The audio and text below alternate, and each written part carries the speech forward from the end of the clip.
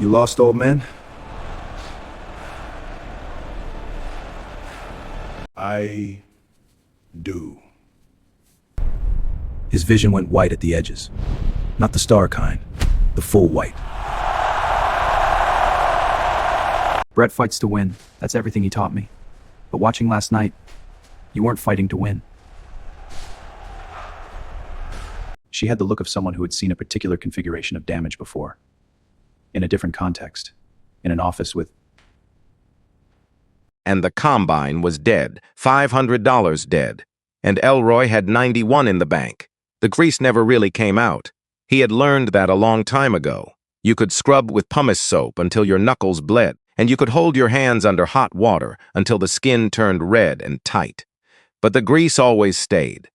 Worked itself into the whorls of your fingerprints. Settled into the creases of your knuckles like it belonged there, and like it was trying to tell you something about who you were. And he stared at his hands under the yellow barn light. Both of them, palms up. The left one had a scar running across the back of the thumb, jagged, poorly healed, the kind of scar that came from something sharp and fast in a place far from hospitals. And the right hand had 3 knuckles slightly larger than they should be. Old breaks, all healed wrong. Outside the Alabama night pressed down hard. July, the worst kind of July. The air so thick and wet you could almost chew it, and cicadas going full volume out in the fields. That steady wall of sound that some people found peaceful, and Elroy had long since stopped hearing as anything but noise. The combine harvester sat in the middle of the barn floor like a dead animal. A very large, very expensive, and dead animal. He had been working on it since 6. It was now past 9. The alternator had given out somewhere around the second field run, just quit. Fried itself into a useless brick of copper and scorched wire, and he could smell it still. That chemical burn of electrical components deciding they were done with you. He crouched down next to the engine bay and looked at the damage again, as if looking at it a 4th time would change what it was. It didn't. Elroy straightened up slowly, and his lower back gave its familiar complaint, that deep, knotted ache that had moved in 3 years ago and never paid rent. His left knee popped when he stood. He was 38 years old, and his body had the mileage of something considerably older, and he pulled a rag from his back pocket and dragged it across his hands, moved the grease around, didn't remove it. He did the math again. 3rd time that evening, the alternator would run around $500 for a remanufactured unit, and his checking account had $91. The mortgage payment was due on the 1st. That was 4 days away. And 30 acres of winter wheat sat out in those dark fields right now. Heavy-headed, ready, not willing to wait on him or his problems, and $500, 91 in the bank. 4 days, he stood there in the yellow light, listening to the night, letting the math be what it was. Then he heard footsteps on the gravel outside, slow footsteps, deliberate, and the kind of walk that said, I'm not in a hurry, and I'm not hiding either. He didn't reach for anything, didn't change his posture, just shifted his weight and turned his head toward the barn door. Deb Holloway appeared in the frame, and 60 years old. White hair she kept cut short because she said long hair in Alabama summers was a form of self-punishment. She was carrying a square plastic container with a blue snap-on lid, and she was wearing her house slippers, and she had walked half a mile down the dirt road in her house slippers. She looked at him, looked at the dead combine, looked back at him. She set the container down on the nearest flat surface, the top of a rusted toolbox, and she said nothing. Elroy said nothing either. She turned around and walked back out into the dark, slippers crunching on the gravel, fading, gone. He looked at the container, cornbread. He could smell it through the plastic, still warm, and Deb Holloway had lived half a mile down the road for 11 years. She had brought him food exactly 4 times in all that time. Never when things were good, only when she could see from the road that something was wrong. And he didn't know how she knew. He had stopped trying to figure it out. He stood there a moment longer looking at the cornbread. Then he looked at the dead alternator, then at his hands, and he pulled off his work gloves, tossed them on the toolbox beside the cornbread, and went to get his truck keys. He did not want to go anywhere. He almost never did anymore. The drive out to the mailbox and back was usually enough human contact for a given day, but wanting things and needing things were 2 separate categories. Elroy Dumas had learned the hard way to be very clear about which column something belonged in. He needed $500. That was the column it went in. The Ford was parked outside the barn, and rust along the wheel wells. A crack in the windshield that had been there since March, and was slowly working its way toward the center of the glass, like it had somewhere important to be. And it smelled like old coffee and dust when he climbed in, and something else underneath those things. Dry dog hair, maybe, even though he hadn't had a dog in 2 years. Some smells just stayed. Same as the grease. The engine turned over on the third try, complained for a moment, and then settled into its rough idle like a man grumbling before he decides to get out of bed. Elroy put it in gear and pulled out onto the county road, and the drive to the Ironside bar took 22 minutes. He knew because he had made it a handful of times over the last 3 years, always for the same reason. Rod Tibbs ran an informal fight arrangement on Friday night, and the payout for surviving 3 minutes was $500. Elroy had never entered before. He had watched once. That was enough to understand the math. He passed the grain elevator, dark and locked, past the old Pentecostal church with the hand-painted sign out front, and past the turnoff for the Webb place. He let his eyes stay on that turnoff for a full 2 seconds. Hector Webb, 44 years old, 2 tours with the Marine Corps, ran an auto repair shop on Route 9. Quiet man, good one. And Rod had told Elroy about the broken jaw 3 days ago. Voice dropped low even though they were alone in the bar. 2 places. Brett Calloway had known who Hector was before he threw the first punch and had thanked him for his service. Said it right there in front of everybody with a smile on his face, then hit him anyway. Elroy drove on. He passed the cemetery, small, roadside, old iron fence, and a few lights on the gate that flickered because nobody had fixed the wiring in probably 20 years. He slowed down, didn't stop, didn't turn in, just slowed. His eyes moved across the dark shapes of the headstones. He knew the one he was looking for, even in the dark. And third row, left side. He couldn't read it from the road at night, but he knew what it said. He had stood in front of it enough times in daylight that the words had worn grooves in him. He drove on. The Ironside bar sat at the county line, corrugated steel walls, gravel lot, and a sign with half its letters burned out that had probably never said anything worth reading, even when it was complete. The parking lot was full for a Friday, and trucks mostly. A few older sedans, somebody's four-wheeler parked sideways like the driver had given up on angles entirely. Light leaked around the edges of the door, noise too. Elroy sat in the truck for a moment with the engine running. Just sat. He was not afraid, and he had not been afraid of anything in a long time, which was not the same as being brave. Fear and bravery were a call and response. What Elroy had was more like silence on both ends of the line, and the place inside him where fear used to live had been occupied by something else. For so long he couldn't remember what had been there before.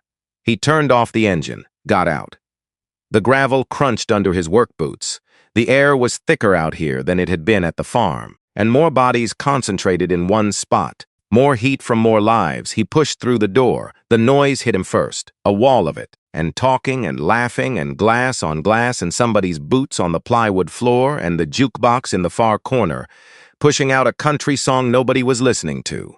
And 2 industrial fans ran in opposite corners of the room and did nothing but move the hot air in circles. Air conditioning was broken, had been for at least a month based on the fans.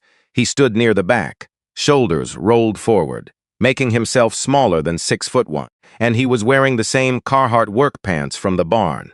Gray t-shirt with an oil stain on the left sleeve. He had not changed. There had not seemed to be a point, and the bar was a length of plywood set across 2 sawhorses, but Rod Tibbs had put a proper rail along the front, and a mirror behind the bottles, and it looked better than it had any right to. Rod was behind it, 58 years old, and black, broad, with a shaved head that caught the bar light, and a face that had seen too many Friday nights to be so surprised by one more. He had grown up 2 streets over from Elroy's grandmother's house in Montgomery, and had known Elroy since Elroy was 11 years old and too skinny, and convinced he was going to play college basketball. Rod had known he wasn't going to play college basketball, but he had kept his mouth shut. Because some things a man had to figure out on his own timeline. And Rod looked up, saw Elroy. His face did something complicated. Not surprise, not exactly worry. Something that had elements of both pressed together with something older underneath. He reached under the bar without being asked and set a glass of club soda on the plywood, and Elroy walked over and picked it up. Rod said nothing for a moment, just wiped down a section of bar that didn't need wiping. Then, how bad, not a question. Rod always did that, stated things until you corrected him or confirmed them. Alternator, Elroy said. Rod put the rag down and looked at Elroy with the particular attention of a man deciding what order to say things in. He leaned forward. Before you get any ideas, Rod said quietly, and you should know something about last week. Elroy waited. Hector Webb was in here. Rod paused, let the name land, took Brett's open challenge. Brett knew who he was before they started. Someone told him that Hector was a Marine, did 2 tours, and Rod's voice stayed low, but something underneath it had gone flat. Brett thanked him for his service. Right there in the ring, in front of everybody. Then he hit him so hard he broke his jaw in 2 places, and Elroy said nothing.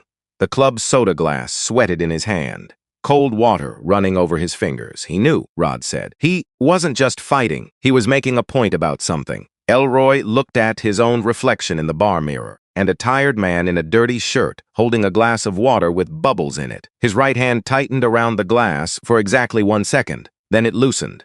500, Elroy said. Elroy. 3 minutes. And Rod used his last name, which he almost never did. That kid has broken things on purpose. He is not playing a sport in there. Elroy set the club soda down. It made a dull, heavy sound on the plywood. 2 men, 1 bar, and a conversation that was mostly happening in the space between words. Rod picked up his phone, typed something fast, sent it. Set the phone face down on the bar. Hold my drink, Elroy said. And that was all, and he turned from the bar and moved toward the foam mats in the center of the room. The crowd parted without meaning to. Not dramatically, not like a movie. More like water moving around a rock. People shifted, stepped aside, without being entirely sure why they were doing it. And Elroy didn't walk fast, didn't stride. He moved the way he moved everywhere. Weight even, feet quiet, no wasted motion. The shuffle of a man who had walked long distances in hard conditions and learned to conserve everything. And he reached the edge of the mats. The rope barrier was 2 strands of yellow nylon paracord looped between 4 wooden posts sunk into coffee cans filled with concrete, about knee height. Elroy looked at it a moment. Then he lifted 1 leg over, then the other, and the way a man steps over a low fence to check on a stray calf in the dark. No flair, no performance, just over. Brett Calloway had stopped throwing combinations. He stood with his hands on his hips, weight back on his heels, looking at Elroy, and looking at the muddy boots and the oil stain on the sleeve and the slight forward hunch of the shoulders. 26 years old, white, built like a man who had been in a gym every single day since he was 17 and knew it. Blackboard shorts, and hands wrapped tight from palm to mid-forearm with white athletic tape. He had the easy physical confidence of someone who had never walked into a room and wondered whether he was the most dangerous person in it. And he had always been. Until tonight, he had always been right about that. The smirk arrived slowly, like it had traveled some distance to get there. You lost, old man. Loud enough for the room, performance already in it, and Elroy looked at the duct tape peeling at the corner of the nearest mat. Heard there was 500, he said. His voice barely carried over the industrial fans. Brett stepped closer, closing the distance in a way that was supposed to feel like pressure, and up close he smelled like spearmint gum and something underneath it. Sharp, chemical, the smell of a body already running on adrenaline before the fight had started. I don't go easy, Brett said. Just so we're clear, I don't care what you do for a living or how old you are. And you step on this mat, you get what everybody else gets. He was watching Elroy's face, looking for the flinch, the small backward step, the eyes that dropped, and Elroy's eyes did not drop. They stayed level, not angry, not performing calm, just present. The way deep water looks when you can't see the bottom. Not because there's nothing down there, because the water is very, very still. Something behind Brett's eyes shifted, small, and a tiny recalibration. The kind you make when a thing is slightly different from what you expected. He filed it away without knowing what to do with it yet. Ring the bell, Elroy said. He reached down and unlaced his right work boot, then his left. Set them both outside the rope barrier. Toes pointed the same direction. Neat. Then he peeled his wool socks off and tucked them inside the left boot, and that was the moment, not the fight, not the first punch. This one, and Elroy didn't think about what he was doing. The motion was automatic. The habit burned into the body over years of setting things down in places where you weren't sure you'd come back for them, and you placed them neat. You pointed the toes the same direction. Because if someone else had to collect them later, you wanted them to be easy to find. Because you had done this before, in places that were not corrugated steel bars in Alabama, and in places where the foam on the floor was not there for safety. Rod Tibbs, standing behind the bar, saw it. He pressed his lips together and looked down at the plywood. Big Sal saw it too, and 45 years old, black and broad and quiet. He had been sitting in the same corner bar stool every Friday night for going on 6 years. And he was a man who watched things and kept what he saw to himself, and occasionally acted on what he knew in ways that other people found surprising. He reached into his shirt pocket, counted out 2 folded $100 bills and 3 20s, and placed them flat on the bar in front of Rod without a word, and Rod looked at the money. "You don't even know the man," Rod said. Big Sal looked at the neatly arranged boots sitting outside the ring. "Yeah," he said, "I do." Rod looked at the boots. Then at the money. He picked up the bills and folded them and put them in his own shirt pocket, and then he walked to the edge of the mat.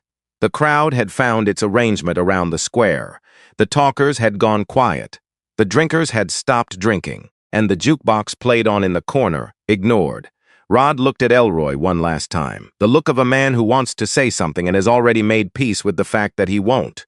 Elroy gave him nothing back, not a nod, not a word, and just stood there on the peeling foam mat in his bare feet, hands at his sides, looking at nothing in particular. Rod turned to the room.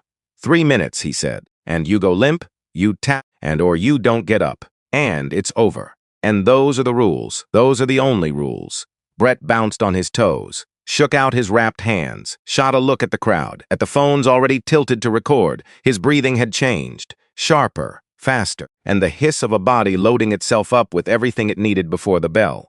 He raised his taped fists. "Easy money," he announced to the room, grinning, playing to the phones, and in the corner by the far wall, away from the main crowd, leaning with his back against the wood paneling and his arms crossed over his chest, Aaron Calloway, and 22 years old.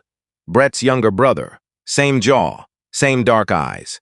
But where Brett's eyes were always performing, always one beat ahead of the emotion, always aware of who was watching, Aaron's eyes were not performing anything right now, and he was wearing a gray gym shirt with Apex Combat printed across the chest. Brett's gym, Brett's brand, Brett's everything. He was watching his brother with the brightness of someone who had never been the one on the mat, and the glow of proximity, of learning which way to look, of absorbing what it meant to be the kind of man his brother was. Elroy's eyes passed over him, half a second, maybe less. Rod chopped his hand down. Brett Calloway closed the distance like something released from a spring, and he didn't bother with a jab to test the range. Didn't circle, didn't feel Elroy out. He cocked back his right hand and threw a heavy looping overhand aimed at the jaw, and the kind of punch that ended things in 3 seconds. The kind that sent a man down in a way the crowd would talk about on Monday morning. Elroy did not slip with the trained elegance of a boxer. He hunched, that was the whole move, and he pulled his chin down and rolled his shoulder up and hunched, fast, ugly, purely functional. The movement of a man who had learned to protect his skull in situations where there was no referee and no timer and no foam mat between him and what came next. And Brett's fist hit Elroy's forehead, the thickest bone in the human skull. The crack of knuckles on bone echoed across the silent room. Brett stumbled half a step back, his right hand dropped. He shook it once, fast, and the involuntary shake of a body catching up to what just happened.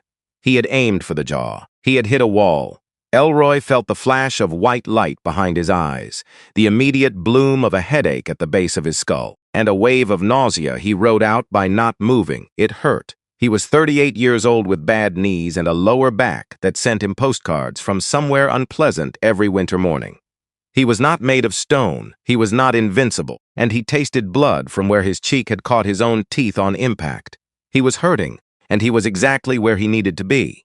Somewhere very far back in his head, in the cold, quiet room he kept locked and rarely visited anymore, something old and steady opened its eyes, and watched. Started counting. Brett came again, anger underneath the confidence now. A fast combination, jab to the face, cross to the body, low kick to the left thigh. The jab snapped Elroy's head back. The cross landed on his forearm, which he had moved there without thinking, and the kick hit the meat of his thigh with a wet, heavy sound that made a woman somewhere in the crowd pull in a sharp breath. Elroy's left leg buckled slightly, came back, and he backed up one step, stopped. The crowd leaned in. Brett tracked him, smiling again. The stumble had reset confidence. He bounced twice on his toes, set up the next combination, and in the corner, Aaron Calloway watched, eyes bright, learning. And that was the moment Elroy understood, with the clarity that sometimes came through pain, rather than despite it, exactly how the next 2 minutes and 40 seconds were going to go. Not because he wanted to hurt Brett Calloway, but because of who was standing in that corner, and what that young man was in the process of becoming. Rod Tibbs stood at the edge of the mat with his arms at his sides, watching the man he had known since the boy was 11 years old take a jab to the face and not go down, and his phone buzzed once in his pocket. He didn't reach for it. He already knew what it said. He had sent a message before Elroy stepped onto the mat, and before the boots came off and got placed neatly, with the toes pointed the same direction.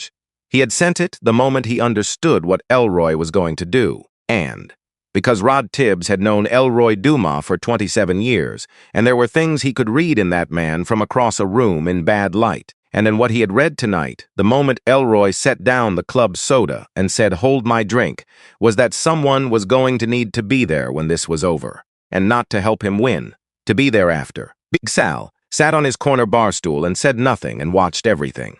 The jukebox played on, and then somewhere out beyond the corrugated steel walls, beyond the gravel lot, and the county road and the turn-off Elroy had let his eyes linger on.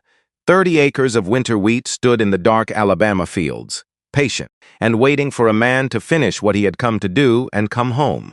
The first 30 seconds told Elroy everything he needed to know, and Brett Calloway fought the way beautiful things sometimes did, like he expected the world to cooperate, fast hands, clean technique, and the kind of muscle memory that only came from years of drilling the same combinations into a heavy bag, until the motion lived in the body instead of the brain.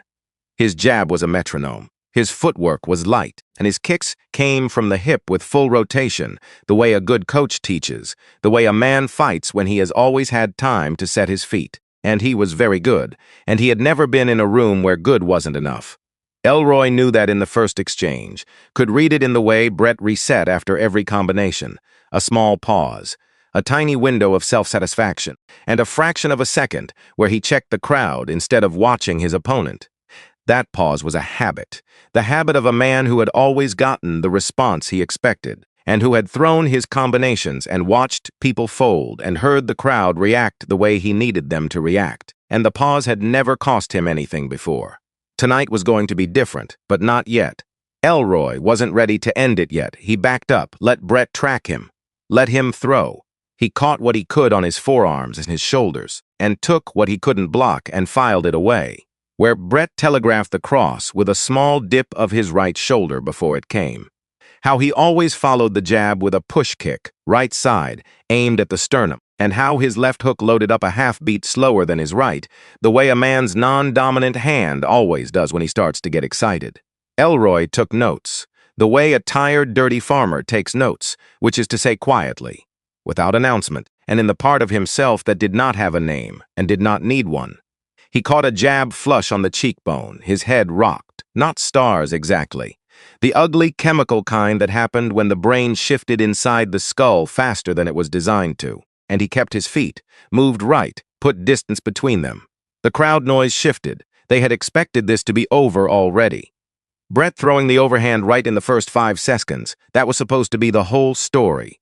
A man-shaped sandbag going down, laughter, and the slamming of glasses. Brett raising his hands for the phones before the minute was up.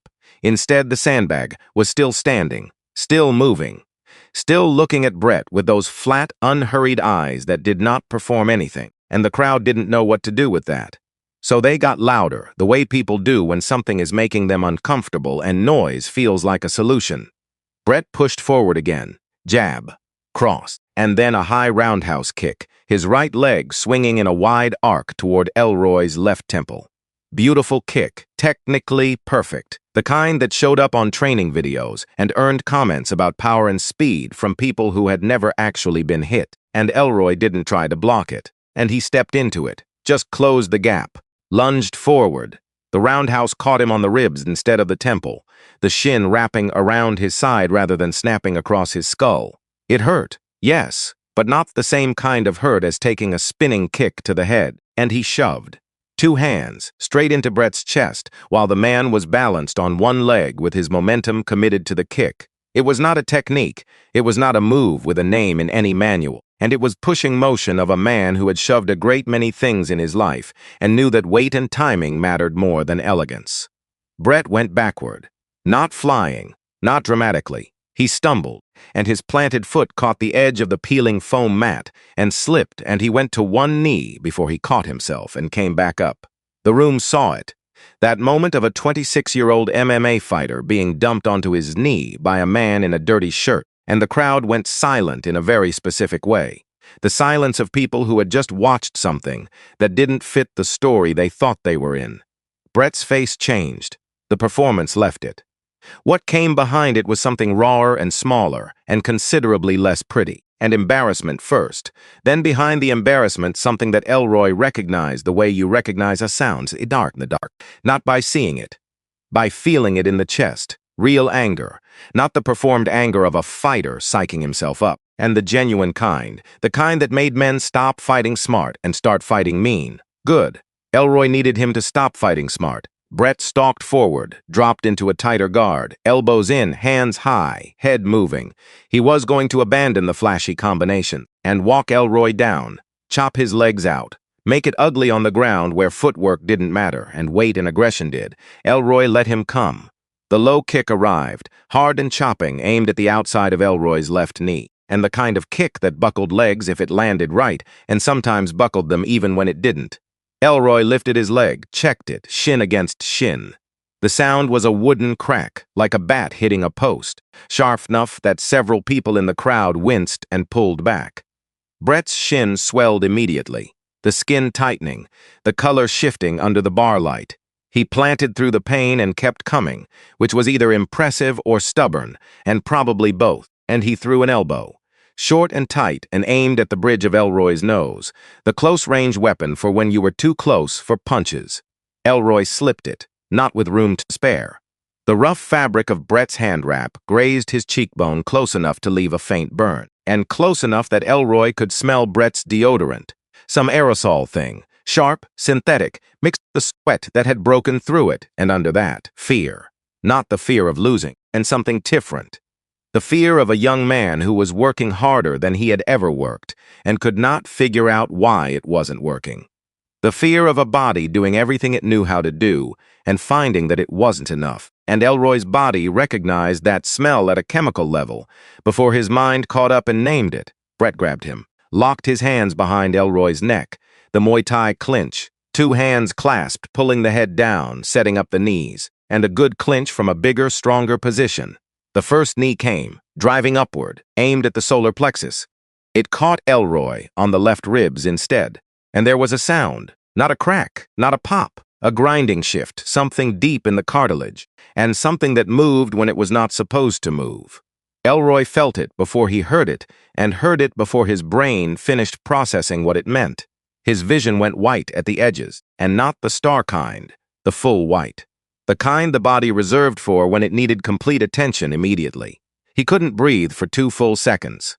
The crowd erupted. They had been waiting for this, the evidence of real damage. A man absorbing something that landed clean, and the way Elroy's body absorbed it told the story they had wanted. They screamed. They surged forward against the paracord barrier. Brett felt the shift. He pulled harder on the clinch, set up the second knee, and that was when Elroy's mind went somewhere else.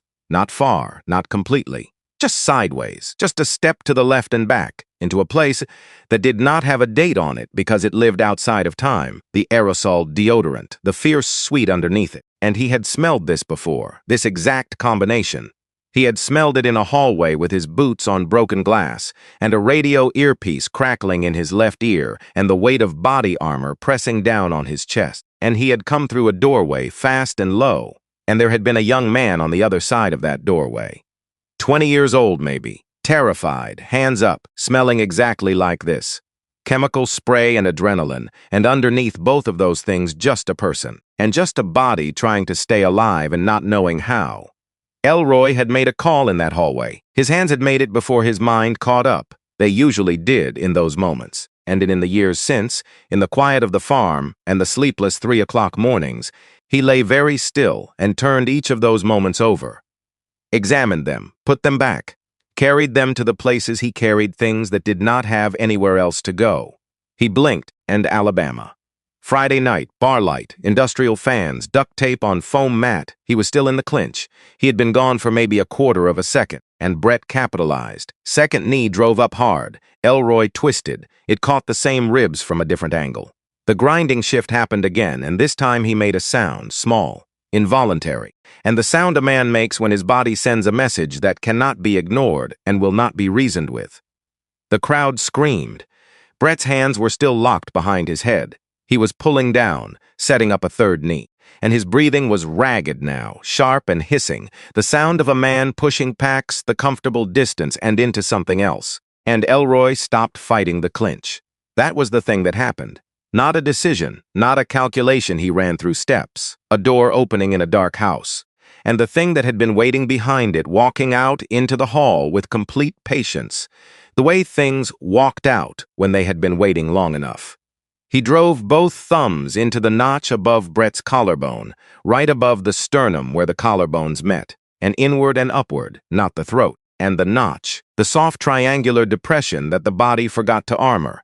Brett's gag reflex fired, hard, completely.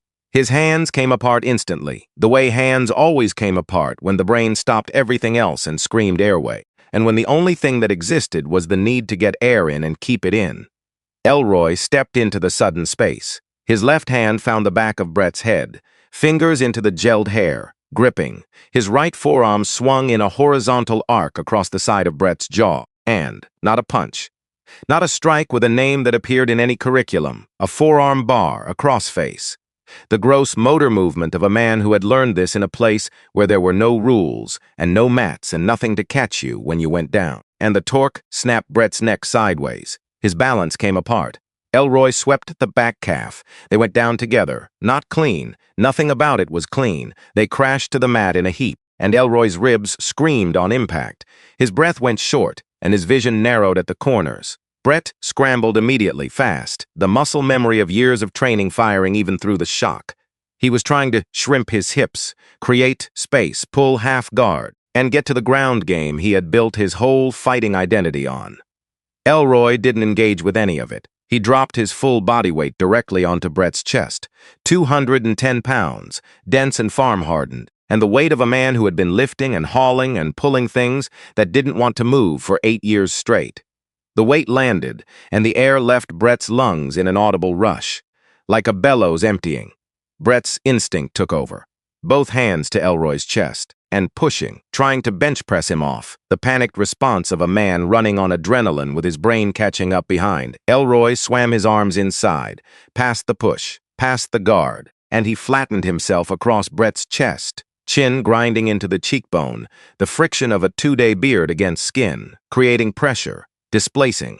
Brett's head turned away from instinct, and Elroy found the collar, left arm under the neck, and right hand grabbing the heavy fabric of the board shorts at the shoulder, walking the forearm across the throat, an Ezekiel choke modified for bare hands and street clothes and the absence of a gymnasium and everything polite that sport fighting built around itself. And he dropped his forehead to the mat next to Brett's ear, and he squeezed. No yank, no jerk, no drama, just pressure, slow, even building. And the way a hand tightens on a wrench when the bolt is almost where it needs to be, and you do not rush the final turn, because rushing the final turn is how bolts strip.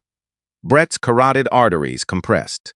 Underneath him, Brett thrashed. He was strong, and he used everything he had, and he bucked his hips, and he kicked his legs into the air. He clawed at Elroy's forearms with both hands, and the fingernails drew small red lines across the skin, and Elroy felt each one and noted each one and did not change the pressure, not up, not down, just held. His breathing through all of this, and that was the thing that nobody in the room could quite understand and could not stop watching. In through the nose, out through the nose, measured, controlled, and the breathing of a man who had learned that once the body started gulping air, the brain went offline and the hands made all the choices. And he had learned that in a place that no longer existed on any current map. He used it here. 3 seconds, he said, very quietly, into Brett's ear. Not a threat, Not a taunt, information. The way a man reads a gauge on a piece of machinery and states what it says. And Brett's face had gone deep red, moving towards something darker. The thrashing was slowing, not because he wanted it to, because the blood wasn't reaching the brain fast enough and the brain was beginning its exit procedures, and his eyes were widening and then glazing, the tunnel arriving, the world outside the tunnel starting to dim. Elroy held the pressure. He could feel Brett's pulse under the choke, fast and then slower and then erratic, and the pulse of a 26-year-old man's life making its case in the crook of his arm. He did not let go. He did not let go because he had not heard what he was waiting for. Then it came. Brett's right hand lifted from Elroy's forearm and dropped to the mat, tap, tap, tap, 3 times, each one a little lighter than the one before. The way Soundson fades when the source of it is running out. Elroy let go, immediately, completely, and he released the collar and pulled his arm from under Brett's neck and rolled to the side and got to his knees. The rib sent a full-voltage complaint through his left side, and he pressed his hand there automatically. His face went tight, but he made no sound, and Brett lay on his back.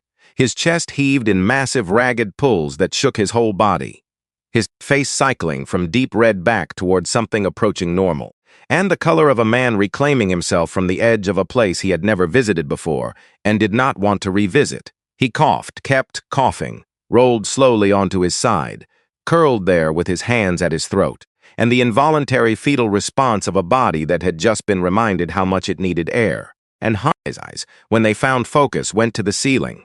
Not the crowd, not the phone still recording at the edges of the room, not Rod at the edge of the mat. The ceiling, the water-stained, cigarette-yellowed ceiling of the Ironside bar. And he looked at it the way a man looked at a thing he would remember for a long time without knowing quite why. Elroy did not look at him. He was looking at his own hands, the red lines on the forearms where the fingernails had dragged, and the knuckles swelling on the right hand, the left forearm already showing the beginning of bruising from the shin check. He looked at these things with the detached inventory of a man assessing equipment after hard use. What's broken, what still works, and what needs attention before it gets worse. The room was very quiet. The jukebox in the corner played something slow. A steel guitar thing that had been there the whole time and was only audible now because everything else had stopped. And then from the far corner of the bar, movement. A woman stood up from a small table near the wall. A table set mostly in shadow. The kind of spot someone chose when they wanted to watch without being watched, and when they needed to see something clearly and did not need anyone to know they were seeing it. She was 47 years old, black, natural gray, threaded through her hair, cut short on the sides. And she was wearing a dark blazer over a button-down shirt, which was completely wrong for the Ironside bar on a Friday night, and she appeared entirely unbothered by that fact, and like a woman who had been in rooms that were wrong for her many times before, and had long since stopped adjusting herself to the room. She had a small leather notebook on the table. She picked it up, opened it, wrote something. 1 line, maybe 2, and then she closed it and placed it deliberately into her blazer pocket. She did not approach the ring. She did not look at Brett. She looked at Elroy. Her gaze was steady and professional and held something in it that Elroy could not immediately name, and not pity, not fascination, something close to recognition, the look of someone who had seen a particular configuration of damage before, in a different context, and in an office with certificates on the wall and a box of tissues on the table, and someone sitting across from her who also could not name what they were carrying. Elroy looked back at her for 1 second. Then he looked away, and he placed his hand on the edge of the mat and pushed himself to his feet, and his left leg shook once. The thigh where Brett's kick had landed was tightening into a deep bruise he would feel for 2 weeks.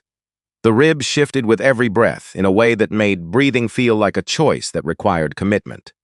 He stood anyway, and Rod was at the edge of the mat.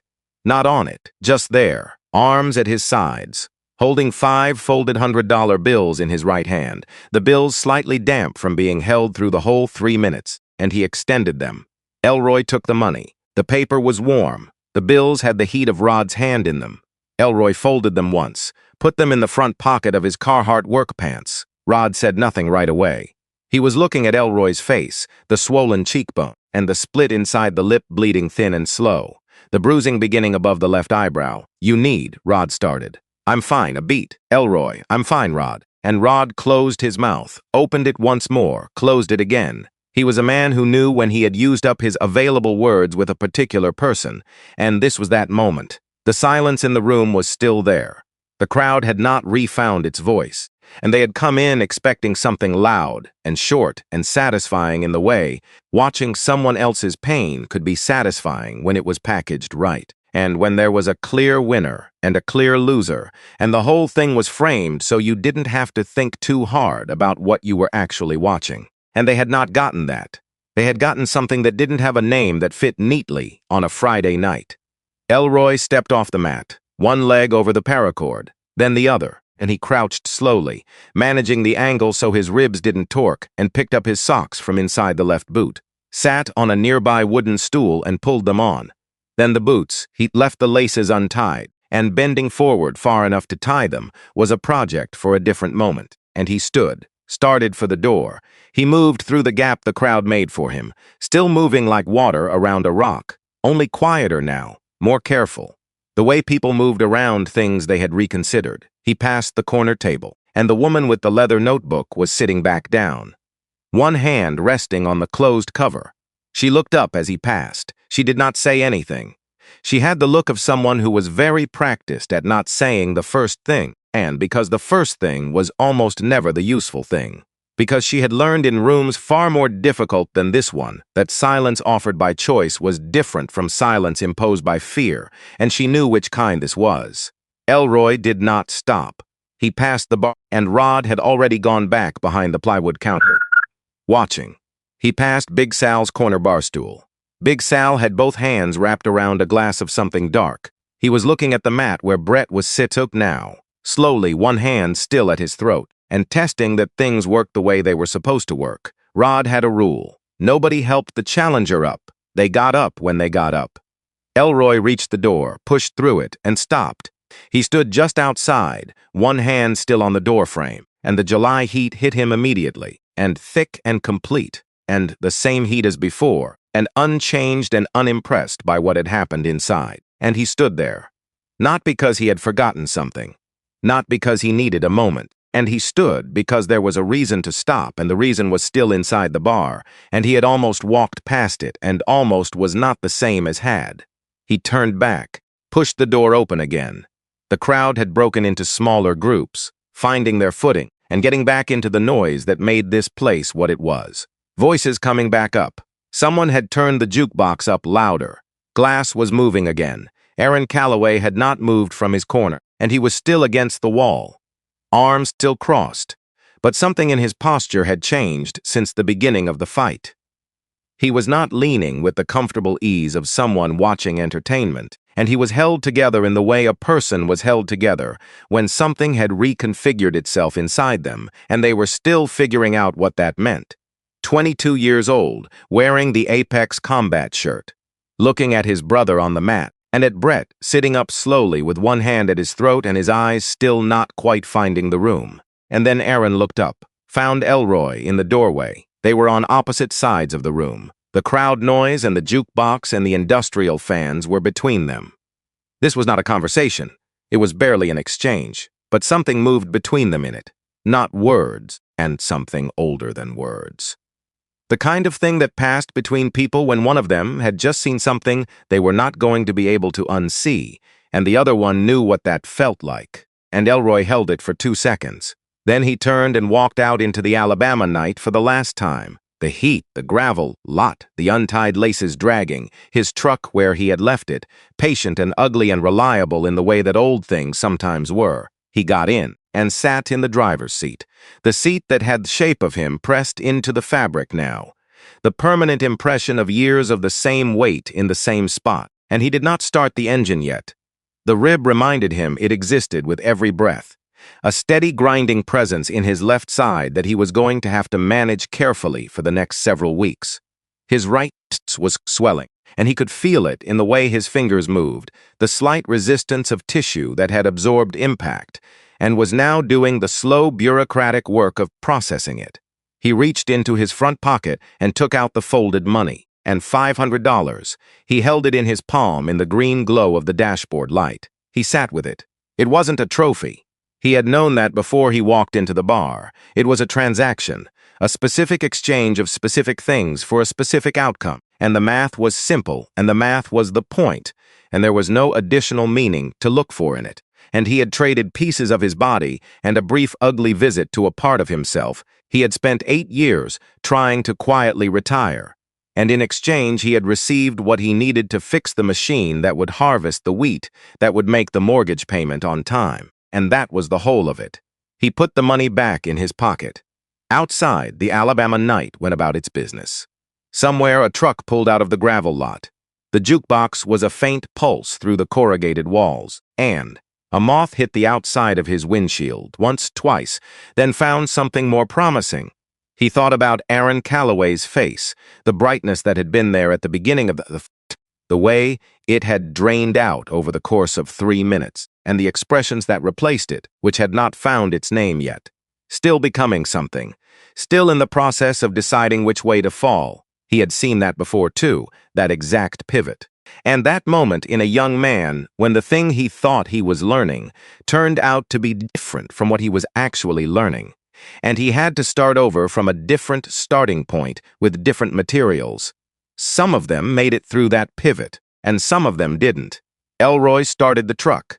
The engine complained and then caught. The headlights cut a yellow wedge into the dark. He pulled out of the gravel lot and onto the county road and drove toward home through the Alabama night. The wheat was still out there, and all 30 acres, standing in the dark fields, the heavy heads moving in the slight night breeze that came before a storm, waiting the way the land waited, without opinion, without judgment, and without the slightest interest in whether what had just happened was fair or necessary or worth the cost, just waiting for whoever came back, and whoever came back would work. That was the agreement. It had always been the agreement. The sky came up wrong, and Elroy knew it before he opened his eyes, could feel it in the air pressure. That heaviness settling into a July morning when the atmosphere was pulling itself together for something serious, and the kind of morning that smelled like copper and wet soil, and something electric all at once, and a smell that had no clean name, but every farmer in Alabama understood the moment it hit them. Storm coming. He lay still for a moment on the narrow bed. The ceiling above him had a water stain in the corner where the roof had leaked 2 winters ago, and he had patched it himself, and the patch had held but the stain remained. He looked at it sometimes in the early morning the way other people might look at something they kept on a shelf, and, not because it was beautiful, because it was there, because it was real, because it did not require a single thing from him. His ribs informed him, with considerable conviction, that they existed, and the grinding shift from the night before had settled overnight into a deep, constant ache that occupied the entire left side of his torso, not the sharp spike of the moment it happened, and the thick, radiating complaint of something damaged that now had time and quiet to process the full extent of what had been done to it. And he breathed in. The rib moved wrong. He breathed out. That was manageable. He sat up slowly. The mattress spring spoke. His lower back added its usual morning contribution, and his left thigh, where Brett's kick had landed, had bruised overnight into something deep and purple that he could feel tightening even through the fabric of his sleep shorts when he swung his legs to the floor. 38 years old, he sat on the edge of the bed for a moment, and just sat, hands on his knees, the gray light coming through the single-bedroom window. Outside, the fields were still dark at the edges, but the sky above them was doing the pre-storm thing. Not dark exactly, light in the wrong color, iron gray, and the gray of a sky that had made up its mind. The wheat had maybe 6 hours, maybe less, depending on where the storm was tracking and how fast the front was moving. He stood up, and the floor was cool under his bare feet, and he crossed the small bedroom, and went down the short hall, and ran water in the bathroom sink, and then looked at himself in the mirror without particular feeling, and the cheekbone where the jab had landed was swollen, purple and yellow already spreading from the center of it. The skin above his left eyebrow had a small cut, dried dark overnight. A bruise was working its way from the corner of his mouth toward his jaw, and he looked like a man who had been in a fight, which was accurate. He splashed water on his face, dried it with the hand towel, went to the kitchen and put the coffee on, and stood at the window while the percolator worked. The wheat moved in the early wind, heavy-headed, ready, and the stalks catching what little light there was, and throwing back something that was almost gold but not quite. Almost gold the way things were almost ready before they actually were. And he drank the coffee black and fast, changed into work clothes, same Carhartt pants, a different gray shirt, the boots from last night that he had left by the front door. He did not lace them fully. His ribs made bending forward a project that required deliberate planning, and he needed the alternator. That was the first thing. Everything else came after the first thing. He drove into town before 7. The county road was empty and flat in the pre-storm light, and that particular flatness that came when there were no shadows because the clouds had taken the sun away, and everything looked slightly like a photograph of itself rather than the thing itself. He passed the grain elevator, past the church, and past the turnoff for the Webb place, and this time he let his eyes stay on it for a full 2 seconds. Hector Webb, 44 years old. 2 tours, broken jaw in 2 places. Already back at the shop by Tuesday, Rod had said. And just back, just working, just fixing the cars that came in because the cars needed fixing, and that was the arrangement. Elroy drove on. He passed the cemetery, the iron fence, and the flickering gate lights still on from the night before, or maybe they stayed on all night. He had never actually checked. The headstones' dark shapes in the gray morning. He did not slow down this time. He had already done that once. And the night before, on the way out, he had given it its moment, and that was enough for now. That was the right amount for now. He kept driving. Gary DuPont's parts store opened at 6:30 on Saturdays, and Gary was 62 and had never taken a Saturday off in 11 years except for the morning of his wife's funeral. And even then he had come in at noon because he said the sitting at home was worse than the working. The parking lot had 2 trucks in it when Elroy pulled in, and he pushed through the glass door. And the bell above it chimed once. The store smelled like rubber and metal and old cardboard that had been sitting in the spot on the same shelf for a long time.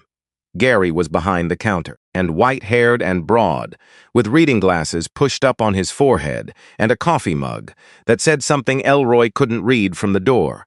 He looked up from the inventory sheet he was working through. His eyes went immediately to the cheekbone, to the cut above the eyebrow, and they stayed there for a beat longer than a casual glance. Gary was a man who noticed things, and who then, out of a decency so fundamental it had become structural, pretended he hadn't. Morning, Gary said. Early one. Need a remanufactured alternator, Elroy said. John Deere S680. And Gary set his coffee down, pulled the reading glasses onto his nose, and turned the computer. His fingers moved slowly and deliberately across the keyboard, the way a man typed who had learned it late and made his peace with being deliberate. And, got it right here, Gary said. He pushed back from the counter and went into the shelving rows, came back carrying a cardboard box that was heavier than it looked, set it on the counter. Remanufactured unit, 90-day warranty. He looked at the screen again, 482 even, and he looked up. Elroy was already pulling the money from his front pocket. He laid the bills flat on the counter one at a time, 500s. Gary watched him do it, and he did not look at the bills. He was looking at Elroy's right hand, the 2 middle knuckles swollen and stiff, the skin across them pulled tight and shiny. Take a spill, Gary asked. Tripped over a stump, Elroy said. Coming in from the field last night, dark, and Gary looked at him for a moment. 62 years old, lived in this county his whole life. Had been behind this counter long enough that he knew things about people, the way old furniture knew things about a room, and by simple presence over time. By being there when things happened, whether or not anyone intended him to see. But Gary DuPont was also, at his core, a man who believed that people told you what they wanted you to know when they were ready to tell it, and that pressing was its own kind of rudeness.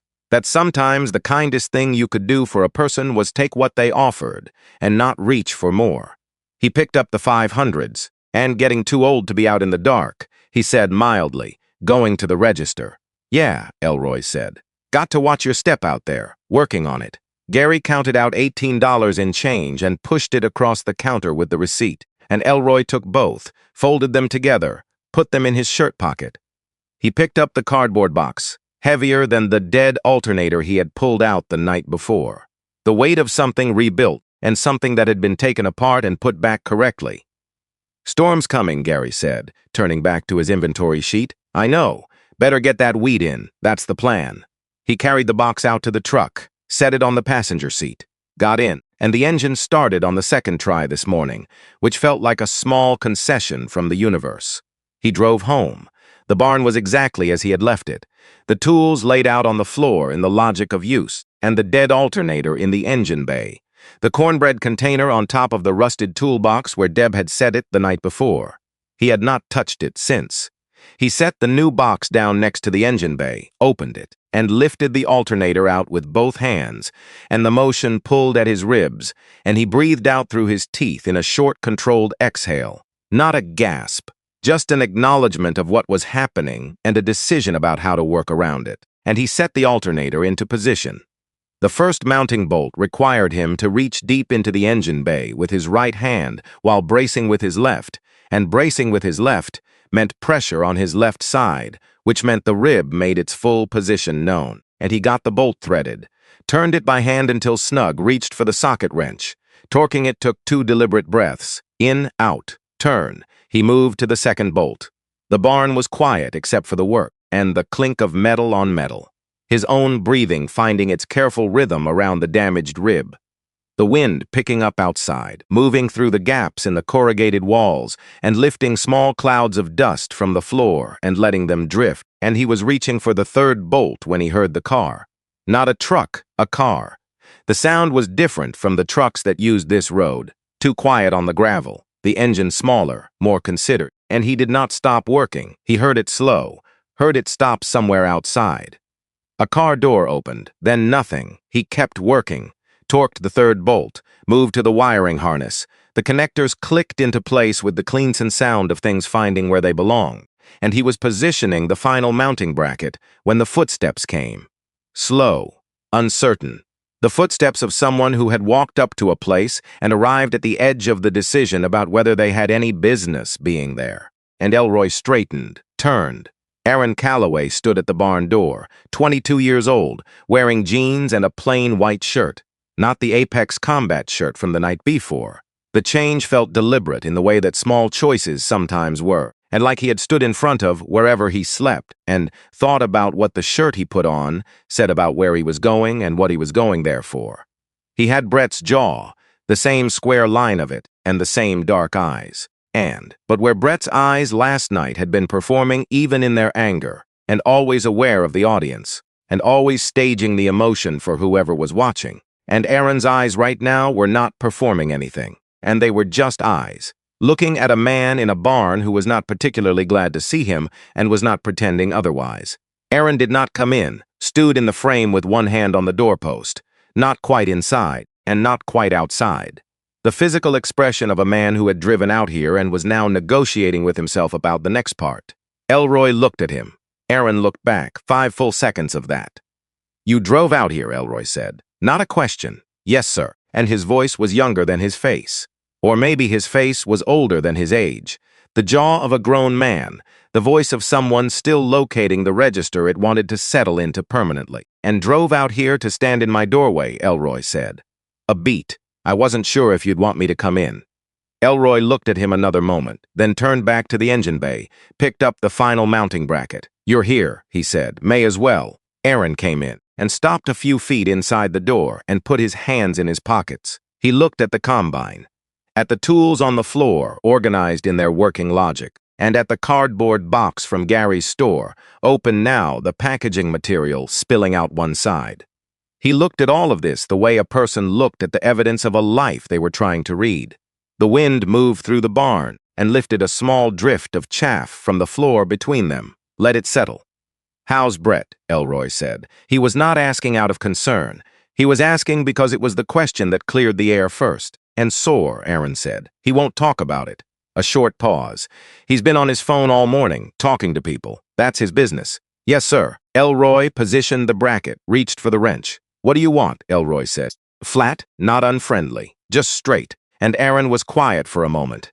The quiet of someone who had organized what they wanted to say on the drive over, and was finding it harder to say out loud than it had been in the car. "And I watched the whole fight," Aaron said. "I know. I saw you. I saw you see me." He paused. "At the end, before you left, you stopped and looked back." Elroy said nothing. He torqued the bracket, moved to the wiring harness connection on the far side, And Brett's been teaching me since I was in high school, Aaron said. 4 years of training at his gym. I know the combinations, I know the technique.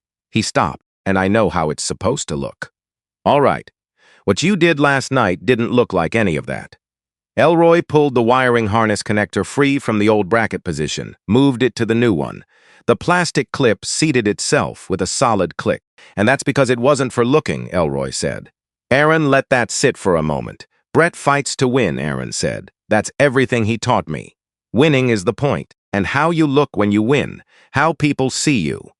He stopped again, and when he started again, his voice had shifted slightly, the way voices shifted when a person was getting closer to the actual thing they came to say. But watching last night, you weren't fighting to win, no, and then what were you fighting for? Elroy straightened up slowly, pressed his hand against his left side for a moment. The rib was a constant presence, and a reminder with no off switch. He turned and looked at Aaron. The kid was watching him with those unperforming eyes. Not setting something up, not angling, just asking the thing he actually wanted to know. Needed $500, Elroy said. Alternator for the combine, and Aaron blinked. That was clearly not what he had come prepared for. That's it, Aaron said. That's it. A silence opened between them, long enough that the wind through the barn walls was the only sound. And you got hurt, Aaron said, for a part. The wheat doesn't wait on the weather, Elroy said. He nodded at the cardboard box. Had $91 in my account. Alternator costs $482. There was a way to get the difference, and I took it. Aaron looked at the box, and looked at the combine, looked back at Elroy. He was doing the arithmetic of it, the simple, brutal math of a man with a broken rib and a busted hand standing in a barn at 8 in the morning because a piece of machinery needed to run, and you didn't enjoy any of it, Aaron said. It was not quite a question. No. Brett loves it. Aaron's voice went flat in a way that sounded like it had been flat about this particular thing for a while. He loves it more when he knows something about the other person before he starts, and when he knows something that makes it mean more. Elroy watched the kid's face when he said that. Something had been moving in Aaron since last night, and not resolved yet. Still in motion, but moving in a direction that was different from the direction it had been moving before. Your brother, Elroy said carefully, is learning something that isn't going to stay inside the ring. Aaron looked up, and what starts as wanting to win, Elroy said, becomes needing to win in a particular way, and once it becomes a need, the ring stops being enough. The ring stops being the point. He paused. I've seen where that goes, and in men, young men, what they become when nobody stops them early enough. Aaron was very still. I was in the Navy, Elroy said, 12 years. I've been out for 8. I don't talk about it, and I'm not going to talk about it now. But I will tell you that I have seen what happens to men who learn that their particular kind of strength makes other people afraid, who start to need that, who start to build their whole sense of themselves around it. And he stopped. Let it sit there. It doesn't end somewhere good, he said. The wind hit the barn wall hard enough that the corrugated steel popped and flexed. Both of them glanced at it. The sky outside the barn door had gone darker in the last 20 minutes, and the storm was not waiting. You said you wanted to learn something, Elroy said, at the door, before you came in. Aaron nodded. What do you want to learn, Elroy said, and Aaron took a breath, let it out. He was working through the layers of the answer, the quick answer, and the answer under the quick answer, and the real one under that. What you have, Aaron said finally. That thing where nothing seemed to touch you, and not because you were stronger or faster, because you already knew what was going to happen and none of it changed anything for you. None of it got inside. He stopped. I want to know how to have that. And Elroy looked at him for a long moment. Then he turned back to the engine bay. There was nothing left to do there. He had known that before he turned back to it. He turned back to it because he needed a moment before he said the next thing. And that thing, he said, costs more than you want to pay. What does it cost? The storm wind again. Now. The chaff lifting from the floor and not settling back down this time. And everything you thought was going to happen to you, Elroy said. All the ways you thought your life was going to go. All the plans that felt like facts. He stepped back from the engine bay. You pay with all of that, and what you get back is not what you paid for, and it's something else, something colder, something that works but that you carry differently than you thought you'd carry it. But it works, Aaron said. It works, Elroy said, and that's the problem with it. He picked up the tools from the floor, one at a time, returning each one to its place in the toolbox, the habit of it so deep it happened without attention. You put things back where they belonged, not because the work required it, and because the habit of returning things to their proper place was the same habit, practiced in a different register, as returning yourself. Aaron watched him do this. Neither of them spoke while he did it, and when the last tool was in its drawer, Elroy closed the toolbox and stood straight and looked at the kid in the doorway. "Can I come back?" Aaron said. "To learn what?" "I don't know yet," Aaron said. "Something different from what I've been learning, and something that's actually about control instead of just being called control." Elroy looked at him, 22 years old, rough edges still, conclusions not formed yet, but he had driven out here alone, without telling his brother, and stood in a doorway asking a question he didn't have the full language for yet. And there was something in that, not promise exactly. Too early for promise, possibility, the raw material that came before promise. "Come back Tuesday," Elroy said. Aaron blinked. "To do what?" "Work." "What kind of work?" Elroy moved toward the cab of the combine. "And the kind that starts before the sun gets high," he said. "Bring clothes you can ruin." He put his hand on the ladder to the cab. "Tuesday," Aaron said, like he was making sure he had it right. "And 6 in the morning," Elroy said. "Not 6:05. He climbed up. Aaron stood in the barn door. And outside behind him the sky had gone the color of old iron, and the wind was moving through the wheat fields in long, slow waves that bent the heavy stalks and let them back up and bent them again. Elroy settled into the operator seat, and the worn fabric had the shape of him pressed into it after years of the same weight in the same spot, and he fit himself into that shape. His hand found the ignition key. He turned it. The diesel engine turned over once, twice, caught. It did not complain, did not grind through its reluctance, did not make him negotiate with it. And it started on the second turn and steadied immediately into a deep, even mechanical roar that filled the barn completely, and came up through the floorboards under his boots and moved into his hands through the steering wheel. He looked at the voltage gauge, and 14 volts, the needle sitting exactly where it was supposed to sit. The number that meant the alternator was doing what it was built to do, and everything downstream of it was getting what it needed. He sat still for a moment, listening to the engine run, and there was something in the sound of machinery that worked. Not beautiful in the way that people meant when they said beautiful. Not the kind of thing that asked anything of you. Just even, and just steady. The proof that something had been wrong and was now right and would stay right for a while, which was all anything ever was. He looked through the dusty windshield at the fields. The wheat was moving and all of it, and heavy heads bending together in slow unison, the way a crowd all turned at once. The gold of the grain against the iron gray of the incoming storm. Two colors that had no business being as vivid as they were in light this flat, and he breathed in. The rib moved wrong. He breathed out. He put the combine in gear. He drove out of the barn. The big machine rolled onto the field lane, tires finding the familiar ruts, the header dropping into position as the hydraulics settled, and Elroy watched the header in the side mirror as it leveled. Everything aligned, everything where it was meant to be. He drove into the wheat. The machine found its work. The cutting and the threshing and the separation that it was designed for, and the ancient process made mechanical and efficient. Grain from chaff, what you kept from what you let go. He worked north to south, first pass. At the end of the row, he turned and looked back at the cut line behind him, even, clean, and the pale stubble against the dark earth in a straight line that was satisfying in the way that straight lines were satisfying when you had made them yourself. He started the second pass. He did not think about the night before, and he did not replay the clinch or the rib or the money or Brett Calloway's face when the arm went around his neck. He did not think about Hector Webb. He did not think about the card that was going to be in his shirt pocket later, though he did not know that yet, and he thought about the weather, the angle of the wind, and what it meant for the timing of the rain, the moisture content of the grain, and whether it was close enough to ideal to cut cleanly, and the next row and the one after that, and how many he could finish before the sky opened. On his third pass, heading south, he saw the car, parked on the dirt road that ran along the south edge of the property. A dark blue sedan sitting just off the road on the grass verge, and parked with the particular consideration of someone who did not want to be in the way, but was not ready to leave. He kept working, and on his fifth pass heading south, he was close enough to the fence line to see through the car's windshield. Rod Tibbs in the passenger seat, and in the driver's seat the woman from last night, the leather notebook, the blazer that had been wrong for the bar, and they were just sitting there. Engine off, it appeared, just sitting in a parked car on the edge of a field watching a farmer work.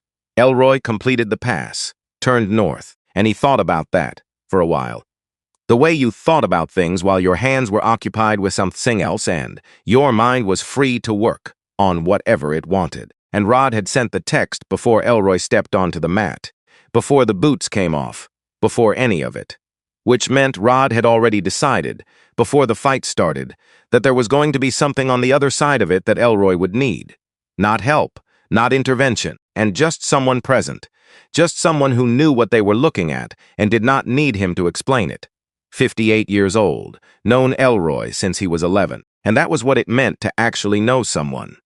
You didn't wait to see how things went. You made the call based on what you knew about them, and then you showed up on the other side. Elroy had not thanked Rod for the fight money when he left, had not said goodbye, and had not said anything that could be called a complete sentence. Rod had let him go anyway. On his seventh pass south, he looked toward the car, and the woman was writing in the notebook. Something small, a few lines. Then she stopped and looked at the field and did not write anything else. He kept working. By mid-morning, the first edge of the cloud cover was moving fast from the northwest, and not rain yet, but the front of what would become rain, swallowing the iron sky and replacing it with something darker and more purposeful. The wind increased, and the wheat flattened and rose and flattened again in long rolling waves that moved through the field from one end to the other like a slow breath. And Elroy worked, pass by pass, row by row, the math of it simple and physical. He pushed the speed slightly on the later passes, not reckless, just the careful compression of a man who understood the margin he was working inside and was adjusting to it without panic. At 11:47, the first drops hit the cab windshield. Fat drops, slow, the advanced scouts of the real rain. He looked at what was left, looked at the sky, made the calculation, and he pushed on the 28th pass, 29th, and on the 30th and final pass, the rain was coming in sheets against the cab, and the header lifted at the end, and the grain tank was full, and the drum was clean, and behind him the field was cut in even rows of pale stubble disappearing into gray. Done, and he turned the combine back toward the barn. The field lane was already turning to mud under the big tires. The rain was roaring against the cab roof, and he drove slowly, carefully, feeling the tires find purchase in the ruts. He pulled the combine into the barn, killed the engine. The silence that came after was very complete. Just the rain on the corrugated roof, a steady drumming, consistent, demanding nothing. And he sat in the cab for a moment. His ribs ached.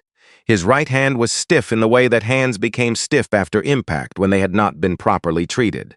His left thigh was a single long bruise, and he was going to need to wrap the ribs tonight. Needed ice for the hand.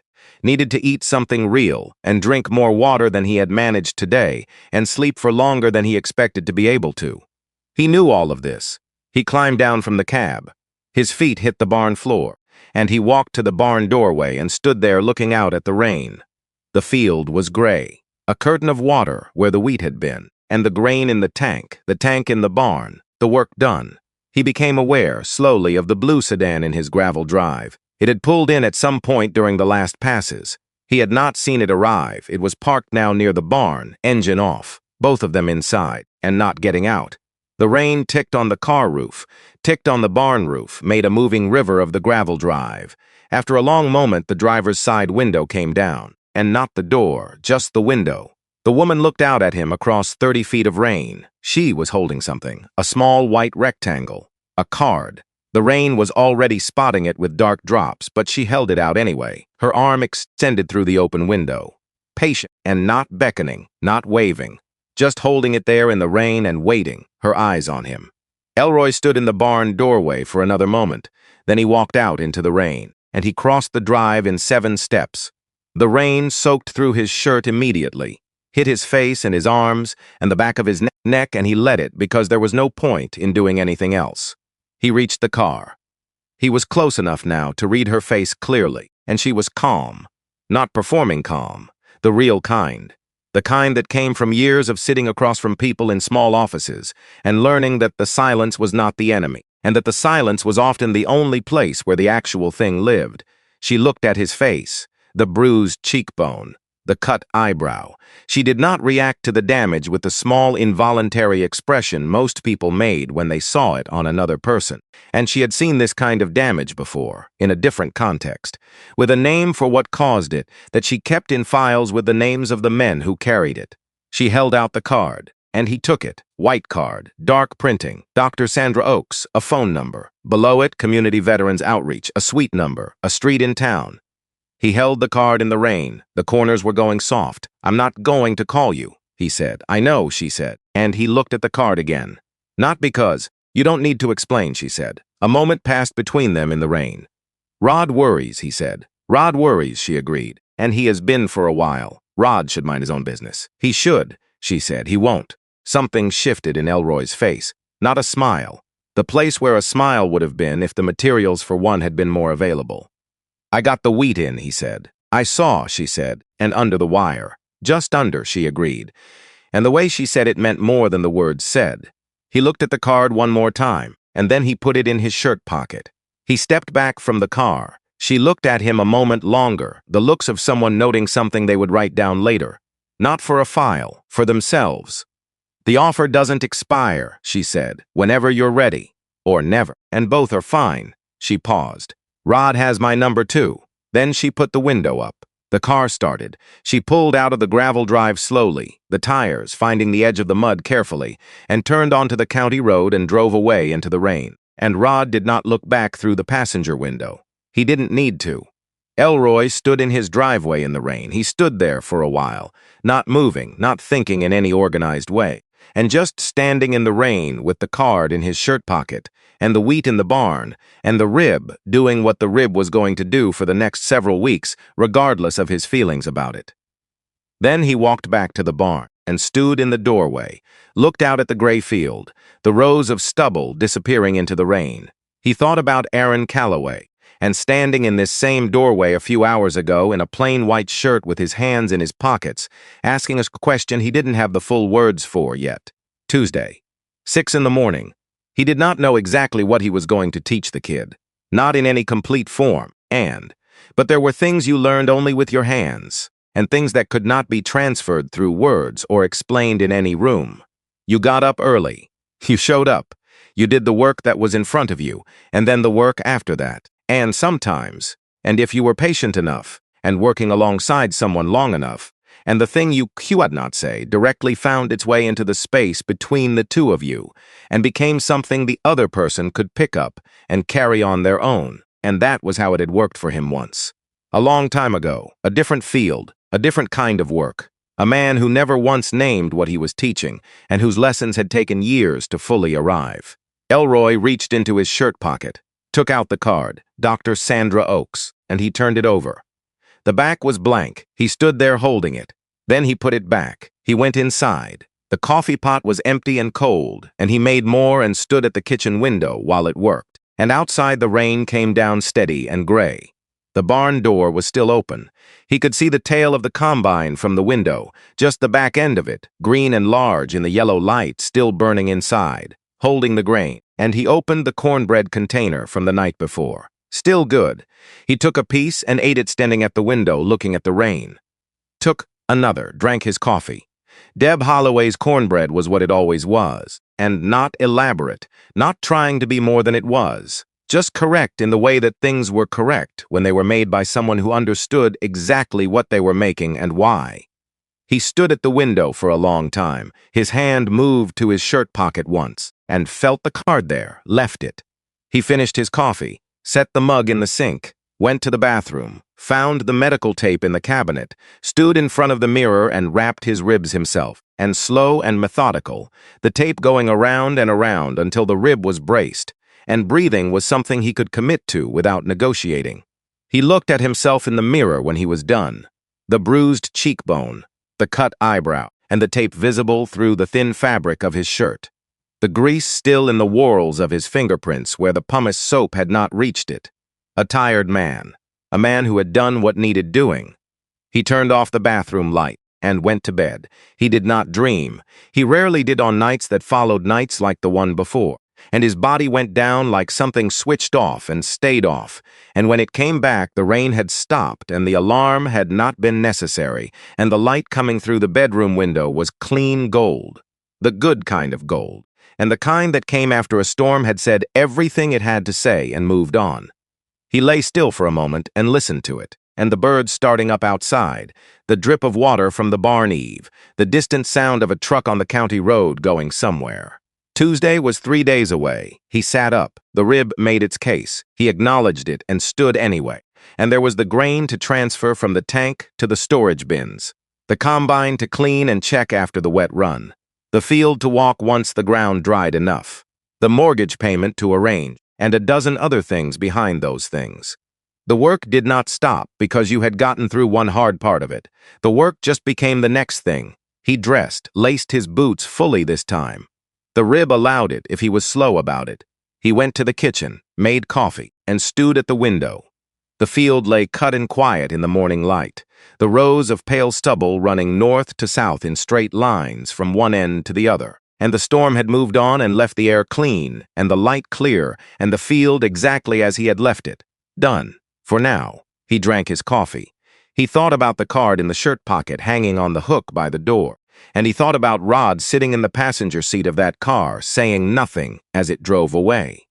He thought about Aaron Calloway standing in a barn doorway in a plain white shirt, asking the real question under the question he had practiced. And he set his mug down, went to the door, put on his boots the rest of the way, took his jacket from the hook, felt the card in the shirt pocket, left it there, opened the door. The morning came in, and clean and cool for July, the storm having taken some of the worst heat with it when it left.